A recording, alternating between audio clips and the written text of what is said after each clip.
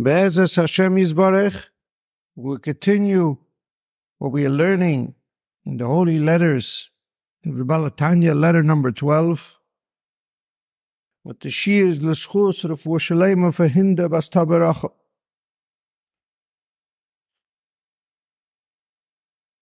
What we are learning,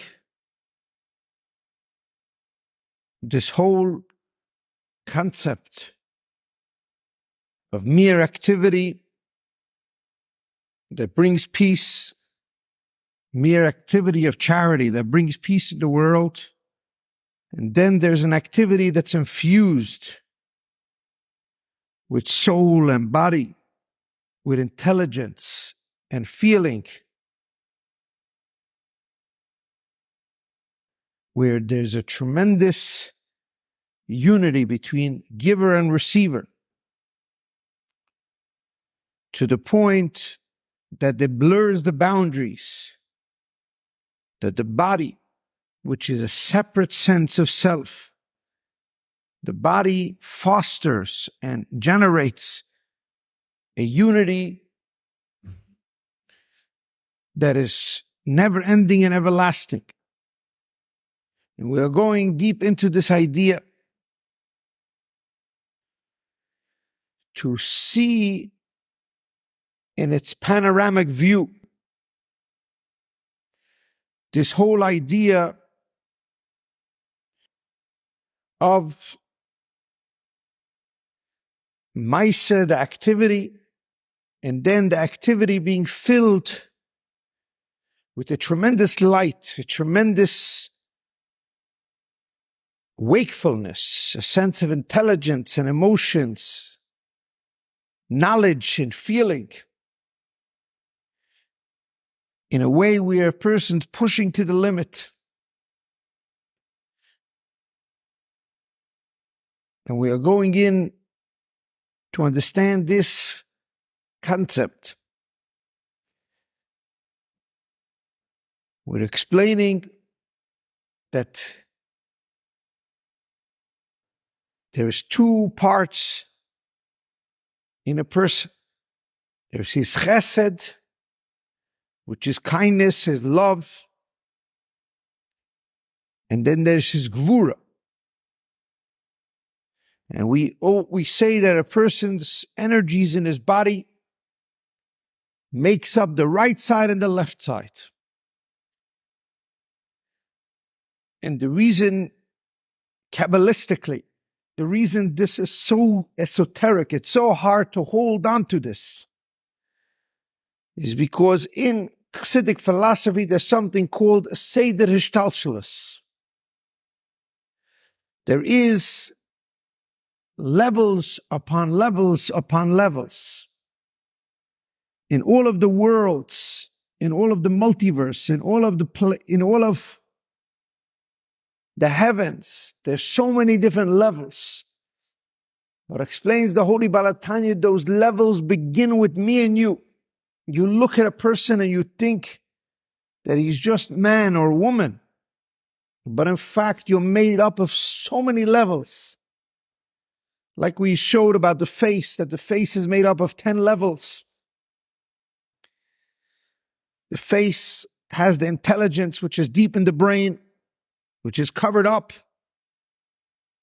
which is the intelligence of the whole entire body, the intelligence of all the organs, the intelligence that's doing billions of functions at once, uniting all of the atoms and veins and blood cells and organs and the 12, 13 systems of the body. Tremendous intelligence that starts in the top of the brain, that's covered up.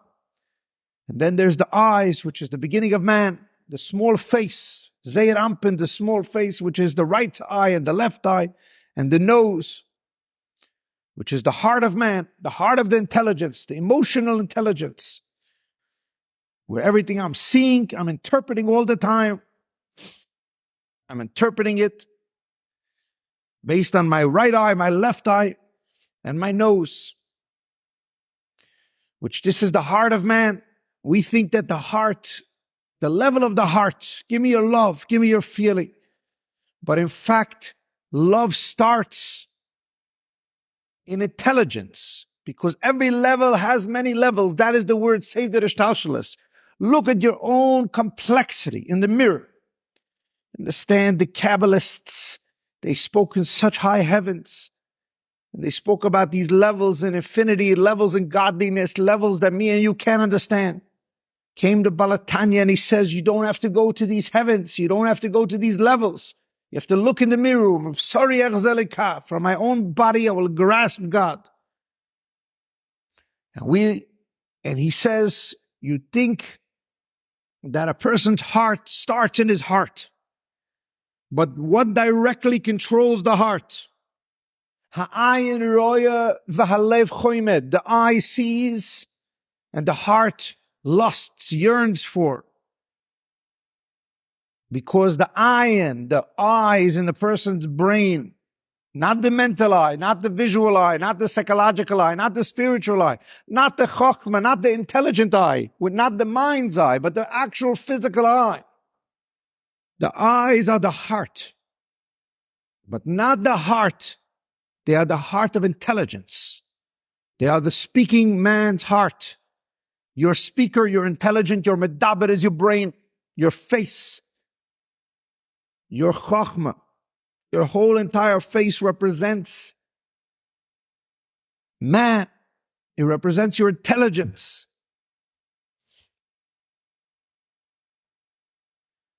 So there's something called midos shebechabad. There is emotions, emotional intelligence. There's intelligence. And when you talk about intelligence, you talk about chachma bin hadas, you talk about general intelligence. But this intelligence, it also has its own heart. Because how will a heart be created later on? You understand? Each level contains multiple levels.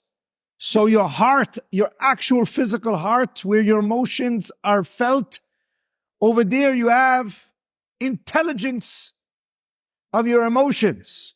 So you see, each level contains the other one. In your brain is your intelligence, but you have emotional intelligence, and those are your eyes and your nose. In your heart, you have your emotions, but then you have intelligence in your heart. And those are your hands, those are your lungs, those are the higher part of your heart, where your heart is going closer to your throat, going closer to your mouth. So there's emotional intelligence, and there's intelligence of emotions. There's intelligence of my heart, and there's the heart of my intelligence. So there's the heart in my brain, which is my eyes and my nose.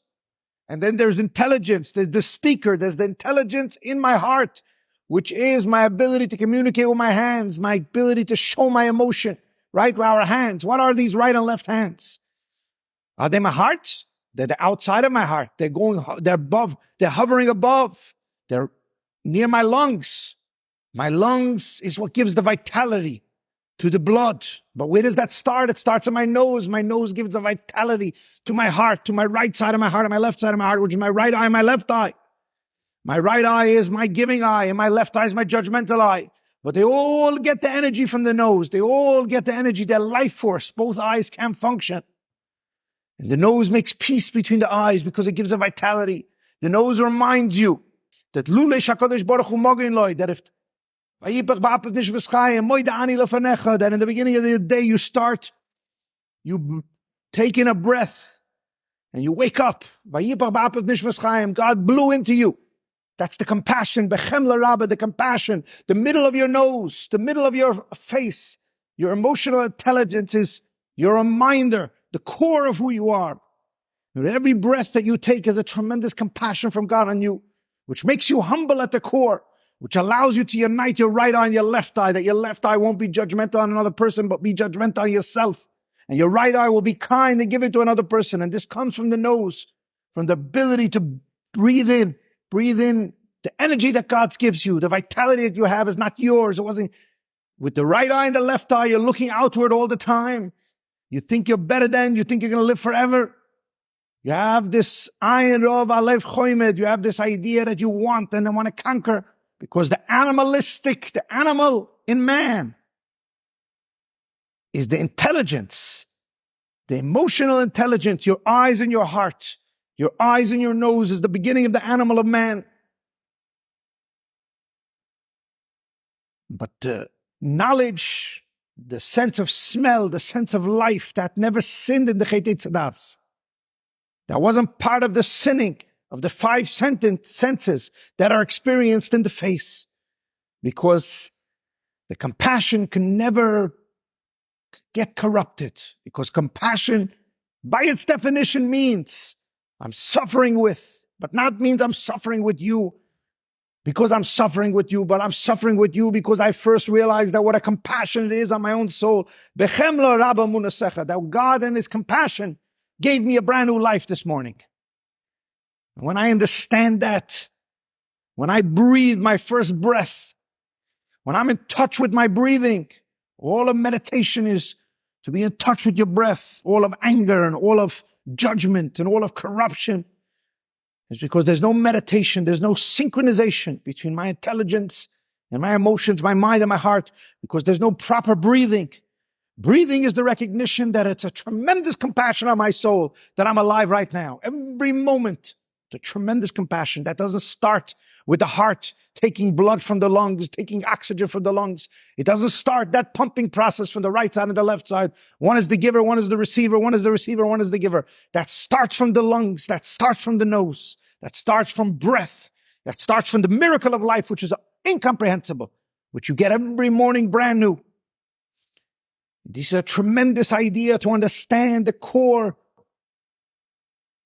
of who we are. The emotional intelligence and the intelligence of the emotions. The emotions, the heart of my brain and the brain of my heart. Levels upon levels. This is what it means in Kabbalah when it says, say to the Shalshalas, you want to go to the heavens? Stay right here and look at yourself in the mirror.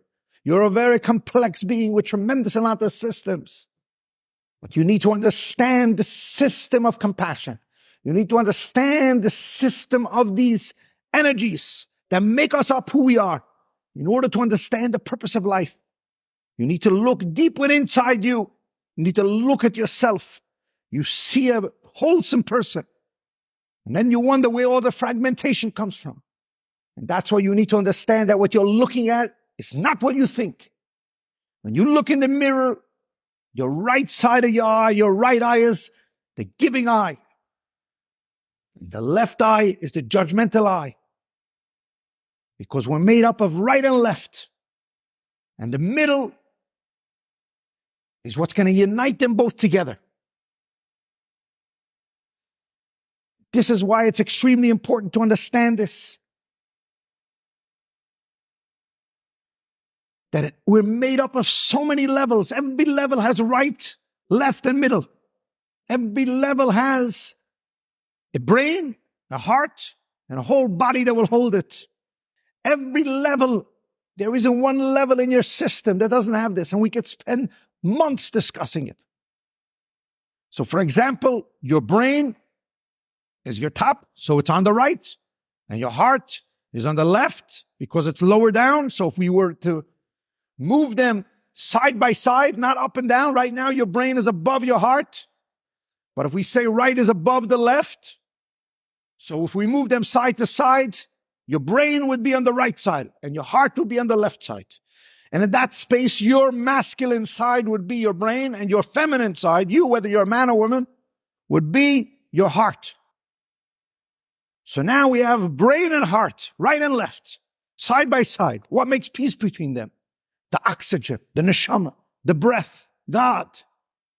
How will the mind rule the body? How will the mind rule the heart? How will the intelligence and the heart, how will they see eye to eye? Only if they remember that purpose. How will I transcend my anxieties? How will I transcend my judgments, my angers, my corruption, my lusts? Only if I remember my purpose, if I unite mind and heart. And this is a tremendous, tremendous meditation to understand this. The whole entire Tanya is built on this idea of compassion. And compassion starts with me. Compassion on my own soul. That I shouldn't squander my life to be judgmental on another person, that I shouldn't squander my life. Because right and left are in contradiction, mind and heart in contradiction, giving and receiving are in contradiction, soul and body in contradiction. All of the time, there's tremendous contradiction between right and left, even though you don't see it. But your whole life is one big contradiction, because fire and water don't go together, but they do in man. And how does fire and water go together in man? Only because we have to get to a place, the core of who I am can make peace between fire and water. The core of who I am can make peace between positive and negative, between male and female, between giving and receiving, between intelligence and feeling, between body and soul. And this is the point that he wants to explain. That at the core, compassion, the left side is intimate. The left side is quality. And the right side is superficial, it's hovering.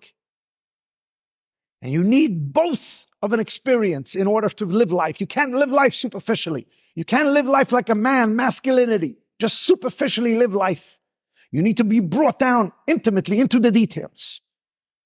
But if you have the details, you will miss everything else out, right? If you just focus on one organ in your body, what do you have? What is your soul? Is your soul your ability to write? Is your soul ability to comprehend? Is your soul ability to feel? Is your soul ability to touch, to taste, to see, to think, to comprehend, to shudder? What is your soul? You understand? The soul on its own is incomprehensible, just like a child who's brand new born. But as the child grows into himself, he's able to see and then see deeper and then see better and see larger and then see with comprehension. And there's so many different things in our complex consciousness. We're able to breathe and we're able to feel and we're able to do talented things. And what are they? Or what are we? Are we each one of those? If my whole life's devoted to artistry, I'm an artist. If my whole life's devoted to music, am I just music? Is my ability to sing my whole life? Is my ability to think my whole life?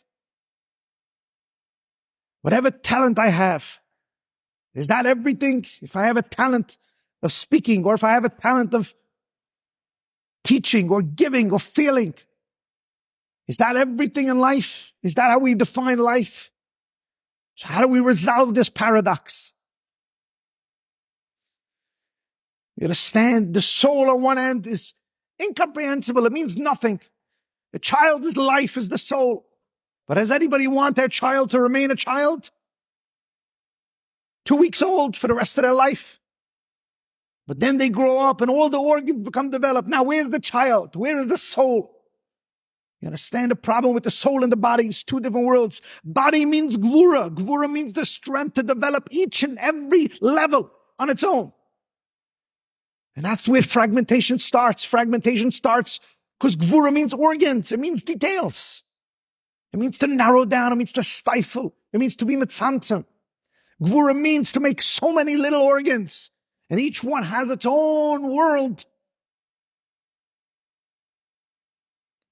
That's why Gevura is the feminine. Gevura doesn't mean what we think it means. Gevura means the ability to narrow down, the ability to hold my soul. In each organ, to hold a different part of my soul. My eyes will hold the seeing ability of my soul. And my brain will hold the intelligence, and my heart will hold the feeling of my soul. And it's all my soul. And my hands will hold the writing ability of my soul. My feet, the walking ability. And my procreation activity, and my womb to create life. And my giving activity, every type of activity, my soul will come out in my organs. So my organs is the ability to make it real, to make those things real.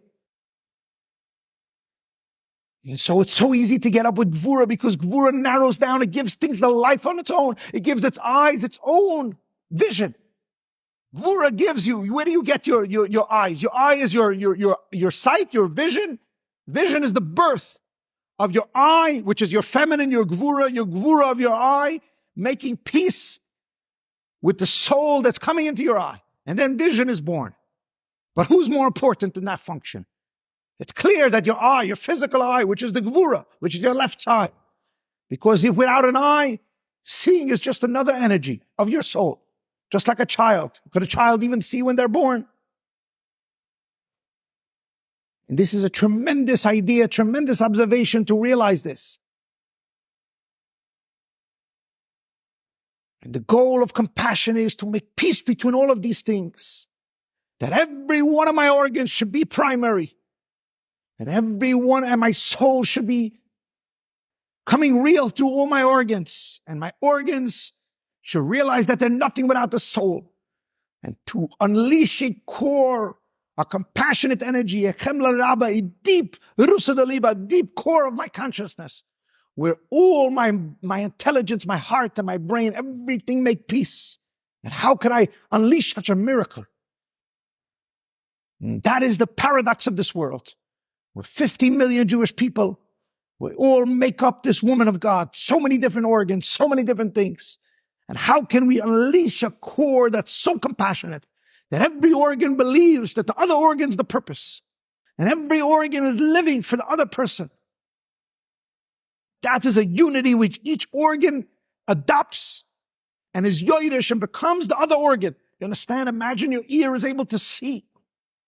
But if your ear is so united with your eyes, did you ever imagine the savant energy? Did you ever imagine a person will create these tremendous geniuses that are able to do things that are unfathomable? Genius in singing, genius in painting, genius in music, where there's a unity between the organs. Now imagine a unity between all organs in man. You want to know what you're going to look like in the Messianic era? Artificial intelligence is a candy, is a joke compared to the unity of the Jewish nation. There'll be 15 million people, each organ the purpose. And that is the paradox of Gevura. That Gevura makes separateness. Gevura makes the body. Gevura makes stiflization. Gevura makes the poor man. Gevura makes everything empty. No, but a Gevura allows everything to be. And if you realize compassion on your own soul, if you realize that the poor man's making you, everyone around you is making you, and you live with that, you usher in the Messianic era, because that's the way we're going to live in the Messianic era. You think you're going to be giving, you're going to be getting far more than you're giving. And then you could give far more than you're getting. You think you could, if you're the eye of Judaism, you're the eye. You think you could survive without a heart? You think you could survive without the soul? You could survive without the intelligence? You could survive. But if you have the gift of every organ, if you're the ear, if you're the foot, the heel, like we are in the Ikvus of the Mashiach, but you have every other energy in addition to being the heel, the movement and the transportation, and then seeing the life force of everything. Could you imagine? That unity is the purpose of this world. That Gevura should transcend Gevura. That the body, all the organs should unleash a core of the soul, not 5%, but the deepest consciousness where there's such a unity between the organs. That's Adam al-Elyon and much higher than Adam al-Elyon, where we achieve, like the Lubavitcher Rebbe said in Tafshin Lamed Aleph, that we achieve way beyond Adam al-Elyon in the Messianic era, that we unite the energies, we fuse them in such a way that was never possible, not even before the creation of the world, where all the organs become so united that they remain separate, but they have become each other. They have adopted, they have tuned into the frequency of each other. They're so united, where the eye and the finger could be so united that the finger could see and the eye can feel. Tremendous paradoxical idea. And we can see it now with tremendous empathic love between husband and wife, between father and child, between you and your person that you never even knew. The great Rebbes, they had love to another person. They sensed them. And they are so different. One was an eye. One was a toenail. But the unity, because I am no better than you, because I have whatever I have from God. And in that space, you can be the foot and I can be the brain. And I'm still getting from you far more than I'm giving you. And you have your significance because you feel everything that I have. And in that space, it doesn't matter who's the giver, who's the receiver, who's the foot, and who's the eye, because each one is as important in equilibrium, because it's all compassion from God. And that is the unity that God wants in this world. That's the unity He wants us to usher in. And it's us through our Torah mitzvahs, through our struggle with the baseless hatred, till we come to a baseless love, avas chinam. And that is what the essence of what he's trying to share in this letter is to bring down on us, like the Lubavitcher Rebbe said in 1971 in Basi Legani Lamed Aleph, that this avoid the saying, this hard work that he's talking about, this obsessive nature, is to eliminate boundaries between organs. They will remain separate, but you will eliminate the boundaries where they will become so united. And that is the purpose of the rich man and the poor man, for the rich man to realize he's really the poor man, and the poor man to really realize he's the rich man. And that sense for them to unite, where the rich man can enjoy like the poor man enjoys, and the poor man can have the quantity like the rich man has. And ultimately, that will usher in the Messianic era. And that is the most magical thing in the world, and to tap into this, to meditate on it, to feel this, to generate this compassion from God now, where that allows you an intelligence and a feeling that is similar to the Messianic era, and to experience that now, that is the greatest gift that the Baal HaTanya gave us with this letter.